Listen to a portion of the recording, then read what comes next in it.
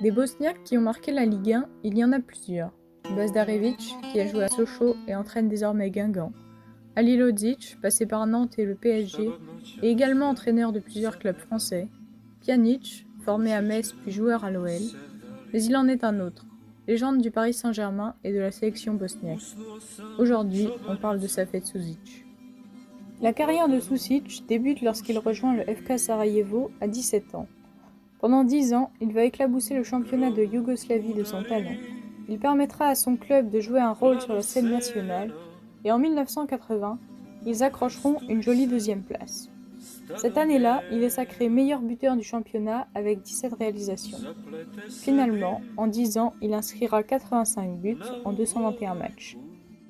Ses performances en club vont lui ouvrir les portes de la sélection yougoslave et les débuts seront flamboyants, avec 5 buts lors de ses 2 premiers matchs.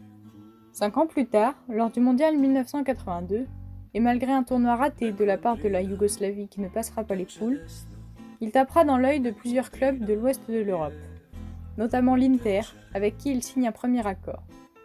Mais le Torino lui fait également de l'œil, et une proposition qu'il ne peut pas refuser. Il s'engage avec le Toro, mais les interistes portent plainte, et Susic, qui s'apprêtait à faire ses premiers pas hors de Yougoslavie, se retrouve suspendu 1 an en Italie. À l'époque, les joueurs d'Europe de l'Est ne pouvaient partir jouer à l'Est qu'à partir d'un certain âge. En Yougoslavie, c'était 28 ans. Les dirigeants du PSG vont profiter de son interdiction de jouer en Italie pour le faire venir dans la capitale. Après une dernière complication avec la fédération yougoslave, Susic sera finalement lancé en Ligue 1 en décembre 1982. Le numéro 10 va marquer profondément le club de la capitale. Les chaussettes baissées et sans protège tibia parce qu'il n'avait pas peur de prendre des coups, le Bosnien régalait sur le terrain. Il était un véritable leader technique, capable de pratiquement tout faire. Il pouvait dribbler, porter la balle pour casser des lignes, marquer, mais un exercice où le Bosnien excellait véritablement, c'était la passe. Quand on s'attendait à ce qu'il la mette à droite, il dirigeait le ballon à gauche. 1 an après son arrivée dans la capitale, il va aider le PSG à soulever la Coupe de France. Un soir de juin 1983, il va éclabousser le Parc des Princes de son talent. Face au grand FC Nantes, il adressera une première passe décisive pour Saremba, puis inscrira le but de l'égalisation à 2-2. Et enfin, à 7 minutes de la fin du temps réglementaire, il distillera un caviar pour Toto. Papette, puisque c'était son surnom, détient aujourd'hui encore 2 records liés aux passes décisives. Il est le meilleur passeur de Ligue 1 avec 103 unités et également le joueur ayant adressé le plus de passes décisives en un seul match. Sur les 7 buts du PSG ce soir-là, il est à l'origine de 5 d'entre eux. Et le rêve parisien va se poursuivre pour celui qui est très vite devenu le chouchou du public, puisqu'en 1986, ils remporteront la Ligue 1. Susic, c'est lui, c'est toujours lui, c'est encore lui, il laisse pour le but. 7-1, le PSG est donc sur la bonne voie.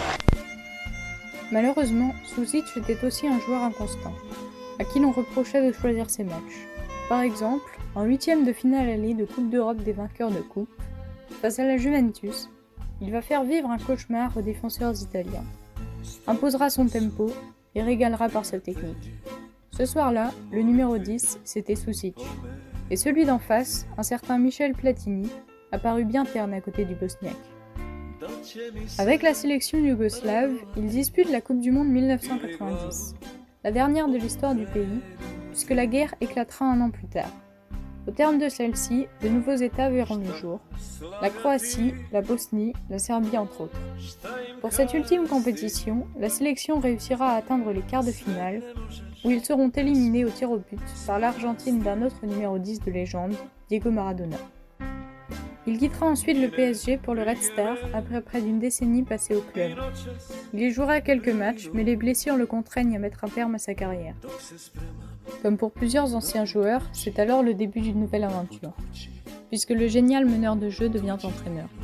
Après des débuts à Cannes, puis dans le championnat turc, il prend en main la sélection bosniaque. Les Dragons échouent à se qualifier à la Coupe du Monde 2010, puis à l'Euro 2012, chaque fois éliminés en barrage face au Portugal. C'est en 2014 que les hommes de Susic décrochent enfin le Graal, une première qualification en phase finale d'une compétition internationale. Malgré une élimination en phase de poule, Cet événement est considéré comme le plus grand exploit de l'histoire de cette jeune sélection.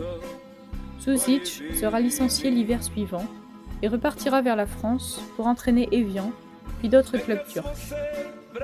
Sušić, c'était une légende en Bosnie et une légende à Paris. Arrivé en France à 28 ans, il a pourtant laissé sur le championnat une marque indélébile.